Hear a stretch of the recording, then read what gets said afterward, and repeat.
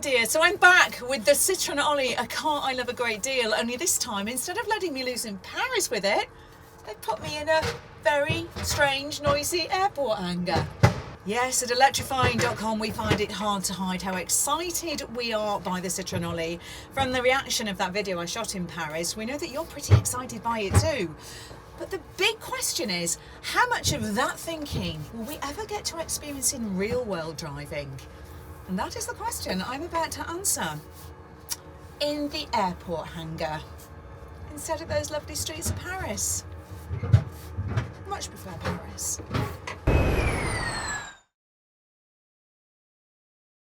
So let's kick off with a recap. Why do we love the Oli so much?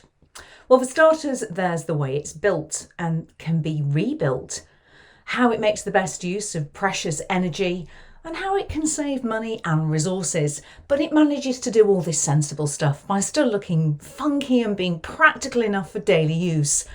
And it's for those reasons that it got a 10 out of 10 in our review on electrifying.com and also received one of our coveted Green Hero Awards for sustainability. Now, there is bad news, I'm afraid, because the Oli is, of course, just a one-off show car. However, there is good news too, because there is nothing on this car that couldn't be used on real production models. And Citroen's engineers are busily incorporating elements of this into the next generation of its cars. So here are 10 things from the Oli that we think you might find on your next car.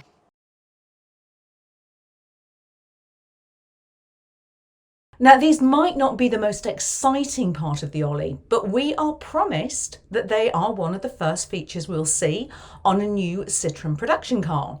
The designer has told us that when we see the new all-electric C3 Aircross in 2024, we will say, "Ah, it's got the Oli's lights at both the front and the back."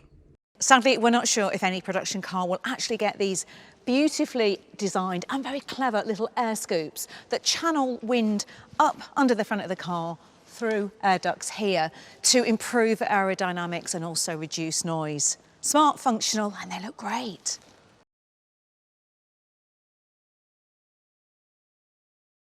A question for you. Does your car have steel wheels or alloys? Because the Oli has both. You see, full aluminium wheels are light but expensive. They use a lot of energy to make and they're tricky to repair when you graze them on a curb or a pothole, as I'm prone to do. Old-fashioned steel rims are practical but heavy. So the Oli cleverly uses a blend of the two, which combines the strength and fixability of steel with the weight advantages of alloy. It's 15% lighter, which saves 6 kilograms overall. And I think we can expect to see this on cars very soon, as electric cars are changing the way wheels look anyway. Even the poshest cars have plastic wheel covers on them these days to help with the aerodynamics.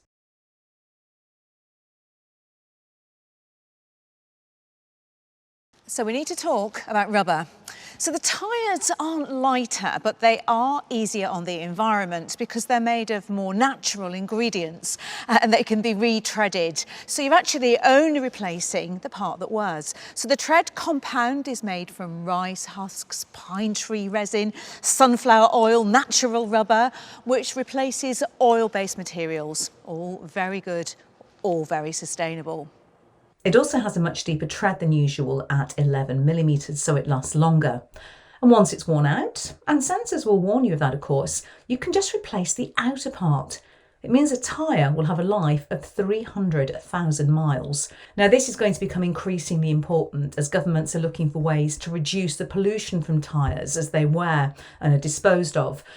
They're tricky things to recycle, so the longer they last, the better for all of us. Above the wheels are these plastic arches. All 4 of them are identical, so that makes them cheaper to make, but also less expensive and easier to replace when you bang the neighbour's fence post again.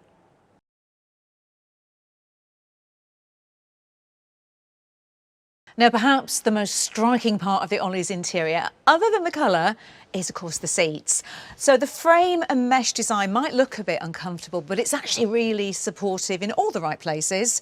It also has all sorts of benefits for interior space, and it allows more light to flow through the cabin, and of course it weighs less too. Now, passengers in the back can use this frame at the back to hang things onto, don't know, like an iPad, cup holder, tray for the kids, your bags, whatever takes your fancy. And the really good news is that if you love these seats, like I do, we will apparently be seeing something really similar on the Citroen C3, which is heading our way soon.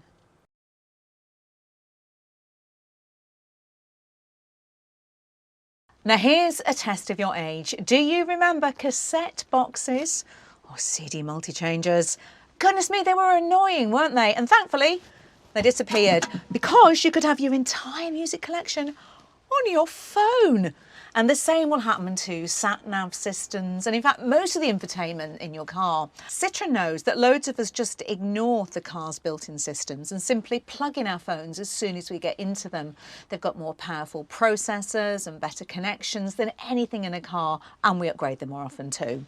So the bosses say the tech in your phone is around 2 generations ahead of any car maker.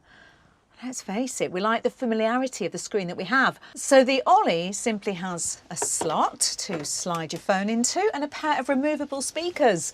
You know, it's brave, it's bold, I also think it's brilliant. We've seen something similar on the Ami and expect to see something like this on other small Citroens in the next few years. Now the interesting part will come because some electronic gadgets on modern cars are a legal requirement.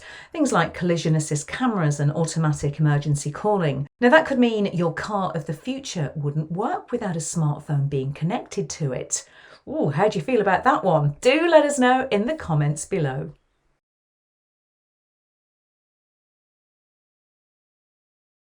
Now this totally flat but absolutely vertical windscreen has lots of advantages for cost compared to something big and curvy.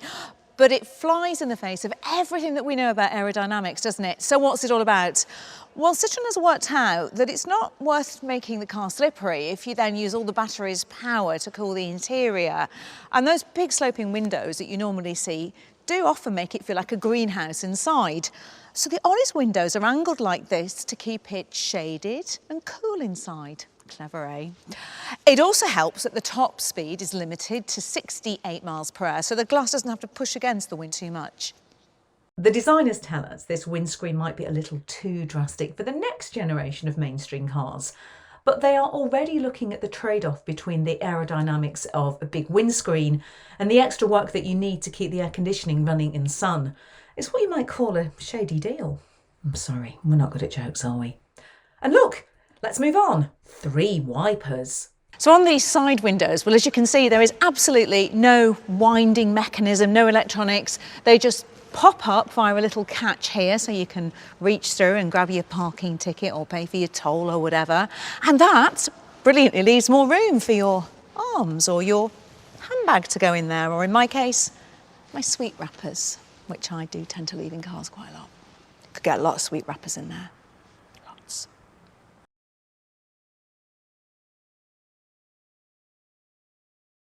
Now this is perhaps the most interesting part of the Oli and the most revolutionary. Now we can't just afford to keep throwing away cars after 10 years when they wear out. So this car is designed to last for decades rather than be disposable, much like an old Land Rover. Citroen reckons you'll pass the Oli down through the family and your kids will be able to upgrade and change the look of the Oli over time to suit your different tastes and also evolving technology. It's actually one of my favourite things about the Oli. I just love the idea of buying a car that my grandchildren could drive one day. Now, you might well be cynical and wonder why Citroen wants to do that, because obviously it makes its money selling new cars. But the bosses see this kind of refurbishment as a new business model. And let's face it, when a car looks this futuristic right now, it's hardly going to date quickly, is it?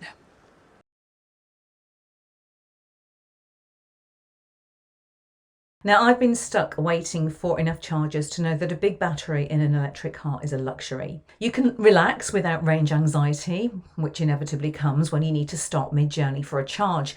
And that's why family electric cars these days have battery packs which are 80, even 100 kilowatt hours and weigh more than an entire 2CV does. But the Oli's battery is only half this size at 40 kilowatt hours, yet it has a range of around 250 miles. Now this is partly because the car weighs about half as much as a conventional electric SUV of this size, and it weighs instead the same as a city car like a Kia Picanto. So that means if you do need to stop for a top-up, the efficiency means you won't need as long at the charger to get enough power to get to your destination. And that will free up the plug for someone else to use too, meaning there's less queuing and we can all get home faster.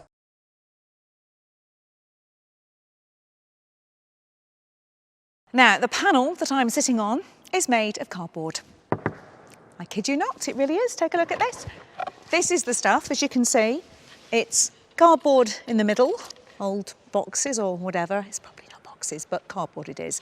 Sandwiched between fiberglass and resin, which of course stops it melting or collapsing in the rain or buckling even under my weight. It is incredibly light, incredibly clever, and this is definitely going to make it onto future Citroens because they told me so. Now, I'm not sure if we'll all need to be standing on the roof of our cars in future, but we can all agree that lightweight, strong panels made of stuff that we just throw away every day is a really good thing. And we can expect to see car parts made of all sorts of interesting materials in the future, as car makers look to make production more sustainable. They're already using seats made of marine waste and plants for dashboard trim and using coffee grinds. So who knows? Cardboard? I don't think it's too far away. So, 10 things from the Oli that we think you could expect to see on your next new car. But of course, what we all really want to see is actually this, the Oli itself. Any chance that Citroen are going to make it? Well, my answer to that question is, who would have thought that this car, the Citroen Oli, will become a familiar sight on our roads? So I'm going to stick my neck out here and say the chances are very high. Okay, might not look quite as radical as this, but my money is on seeing something very similar popping up soon. There will be a family of them. And when there is, we'll be there to drive them. So make sure you subscribe to the channel and switch your notifications on.